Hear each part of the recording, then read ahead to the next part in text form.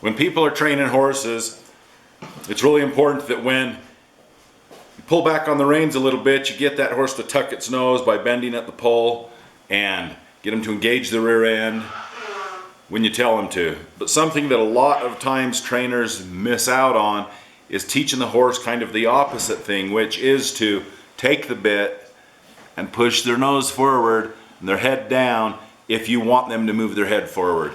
And I call that following the bit, or some people call it being on the bit. And really, to be a super effective horse trainer, whether you're training a gaited horse to do different gaits, or whether you're training a non-gaited horse, or any horse to adjust their posture to go down a steep hill or to prepare to jump or whatever, it's important for the trainer to be in charge of this horse's posture. So I want to just say that this arm, top of the arm, is the neck of the horse, and this is the face of the horse. In many cases, a horse going along, especially when you're trying to get a gaited horse to gait, you want this to come up from the withers to the poll, right behind the ears, at about 45 degrees, and the face down about 45 degrees, and then be in a relaxed manner, just a little gentle head nod in rhythm with the back feet, or in timing with the back feet. But there's many times people pull on the bit hard, thinking they're trying to, for whatever reason, there's a lot of reasons they do, but they pull on the bit and they get the horse to over-click, so then they're bending too much at the pull. And sometimes they get that horse to be arched clear up here, where their neck is U-neck or upside down underneath, and it's not rounded on top. What we want to do is have them come back down to 45 with the neck rounded, underside relaxed, and then the head down. You don't want the head coming up. I've seen horses go along, especially when somebody's training, say, a single footer or something, and trying to make him go fast. You see a lot of these people riding with the head way up. And you want to teach that head to come down to about 45, the neck at 45, and then kind of in a relaxed manner. You want to be able to tell the horse to collect more by bending at the poll. You want to be able to tell him to come up. You want to be able to tell him to come down. You even want to be able to tell him to relax, clear out, like so, and then whatever posture you want that neck and head to be at, when you get there, you give them a signal to stop, and then you bend them at the poll to the angle that you want. But you need to have the control of that horse to go up, down, forward, back, and be moving that neck around. So the way that I do this, it's actually quite complicated, but it's something you just have to learn to feel.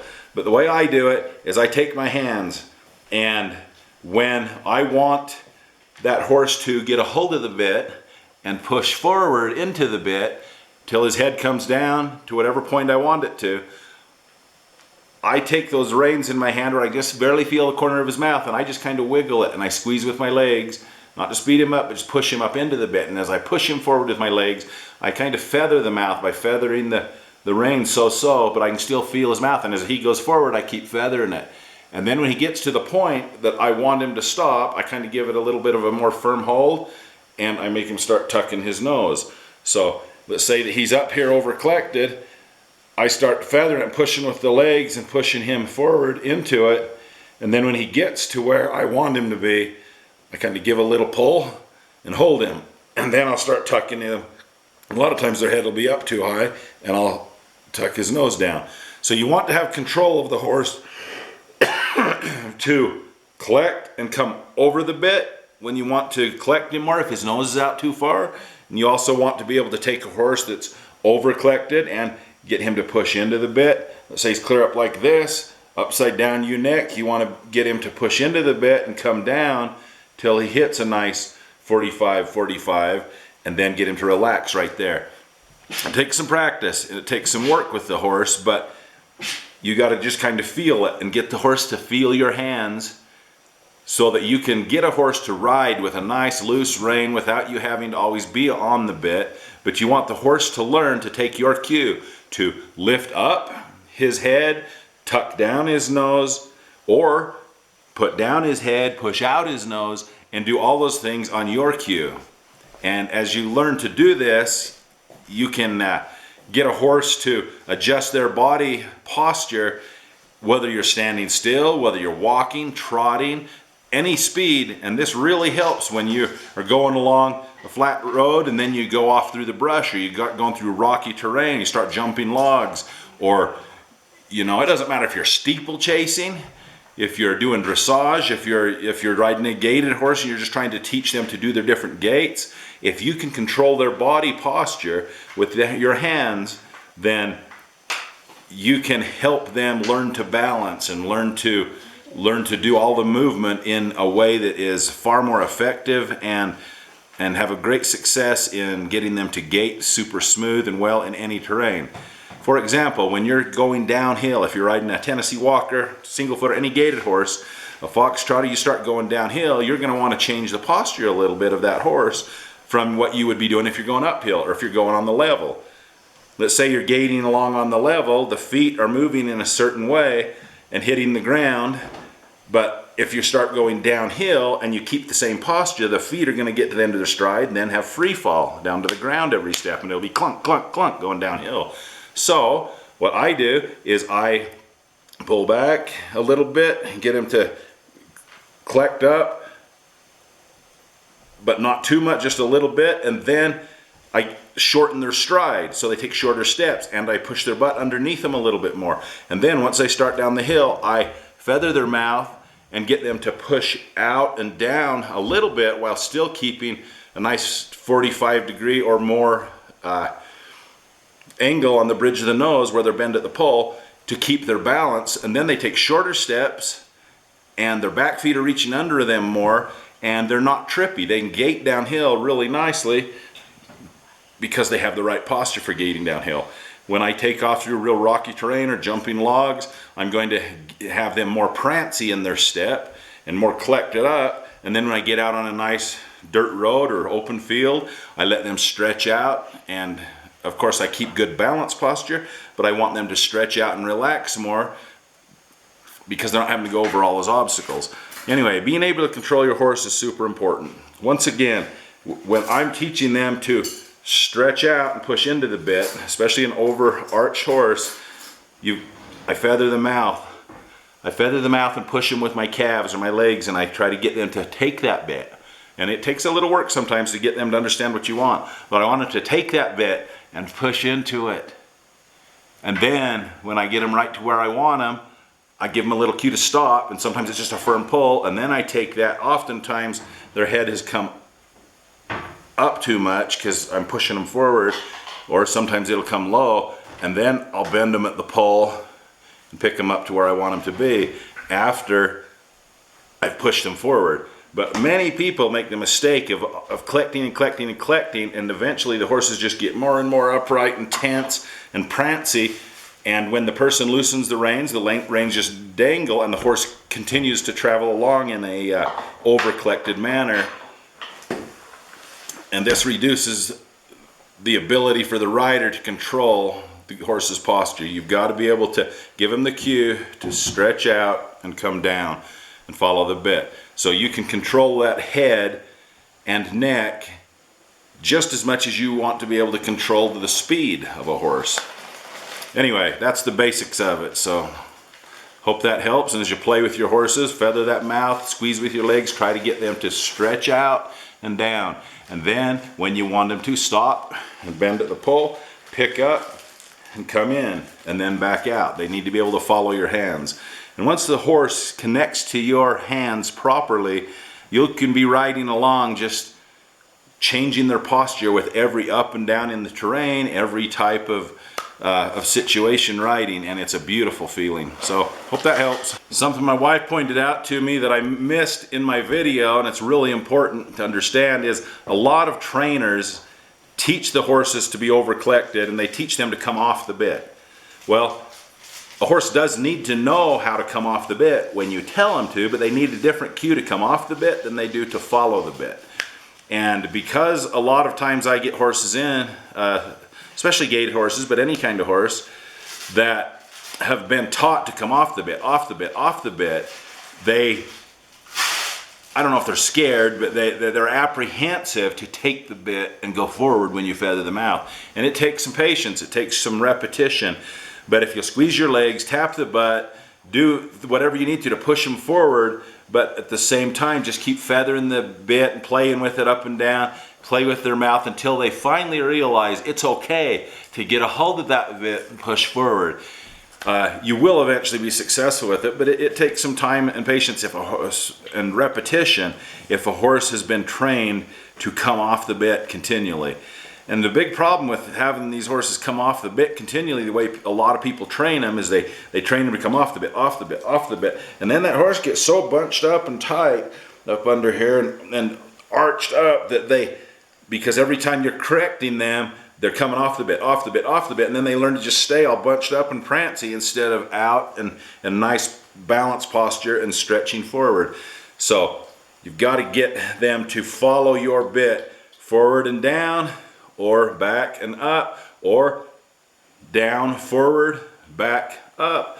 Any direction you want. You want to tip that head, bend at the pole. You want to have them push forward into the bit. You want to have them come back off the bit, duck down and go over the bit.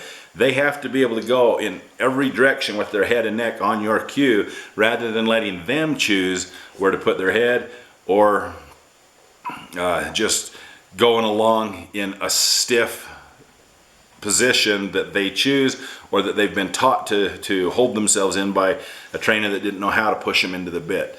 Anyway, getting your horse on the bit is super important for fixing gait and teaching horses to gait well. Some horses naturally will go into a good posture for a good level terrain, but that same horse might be uncomfortable going downhill or even uphill. The majority of horses are pretty good going uphill because they engage that rear end and they put their neck into it and they push and they get the correct posture. Probably 80-90% of horses will go nicer uphill than on the level or downhill. But you can improve any horse by knowing how to adjust their posture, and you need to know how to fix horses. If you're training gaited horses especially, you need to know how to fix their posture to get them to get into the right place and then relax in that spot so that you can ride with a loose rein at any speed and have a beautiful, smooth, glassy ride, whether you're going on a flat surface or whether you're going through all kinds of rough terrain. It doesn't matter. You can switch where their head and neck is forward just as much as pulling it back, and they need to go forward when you tell them to and come back when you tell them to. And if you can get that control of that head so they're just connected to you and they hold a nice 45-45 most of the time going down the trail, and then you can arch them up and make them more prancy and get their shoulder blades freed up when you're going over rough terrain, and you can stretch out that nose a little bit to get them to relax when they need to relax, and it'll make your ride 1,000 times better. It's just phenomenal, and it'll really help these horses do what they're bred to do, instead of going along prancy because too many people over-collect them and hold them over-collected. The most common problem I see with gaited horses is people riding them like they're non-gaited horses, or like they're a quarter horse, for example. And I love a good quarter horse, so don't misunderstand me here, but quarter horses and thoroughbreds, for example, have a different skeletal structure, a different build or different physique than a gaited horse, because they're built for different things, and thus you have to ride them differently. The biggest problem I see with these people riding a gaited horse like a non-gaited horse is usually poor posture. It's making that horse ride so that its head is low and level with, say, the saddle horn or the withers. The withers to the ears is horizontal. And in order to get a gaited horse to move the way they're supposed to move, you have to raise that head up, get the nose down, so you have about a 45-degree angle from the withers up to the pole, then bend at the pole 45 degrees down to the tip of the nose, then get the horse to relax in that posture and gait. And I don't care what gaited breed it is, their gaits have variations, and this isn't about that, but it's about getting the horse to do a basic posture which allows them to perform their gait. And that involves elevating their head, getting their nose down, relaxing, engaging their rear end so that they're pushing off the hind end, they're not heavy to the forehand. And I teach this to hundreds of people every year about their horses, and it's a great thing for people to understand. And then what happens is a lot of people overclick their horses, and that's what the purpose of this video is. The main purpose was to help prevent overcollecting, because people go from having their horses horizontal and not having them up where they're supposed to continue to collect and collect and collect and collect until they get a horse that's overcollected and all bunched up and stressed and taking prancy steps instead of being in a nice relaxed posture and gliding. So the main point of the video is helping people learn not to overcollect, and then if they are overcollecting their horse, to start relaxing that horse and letting it stretch out to where it should be so it has correct posture. We don't want overcollected horses, and we don't want horizontal horses. We want nice, even 45 up, 45 down, engaged hind end, equal weight on the hind feet as the front feet so that they balance. And if they trip on a front foot, why do some of them go down and fall on their face or scrape their knees? It's because they're not balanced. So teaching your horse to have correct posture for any terrain and whatever gait you're doing is extremely important. And if you have it going correctly, you can gait at a good speed through all kinds of rough terrain, uphill, downhill, through rocks and trees and brush and jumping logs and crossing creeks and going up the banks and just covering a lot of distance. But if you have poor posture, the horses are going to get tired quicker. If you have poor posture, they're going to be out of balance. You're going to risk tripping. You're going to risk falling. If you have poor posture, you're going to not have near as comfortable a ride as you will if they're balanced and their posture is correct, so they can move fluidly, easily, and in a manner that just is a joy to ride.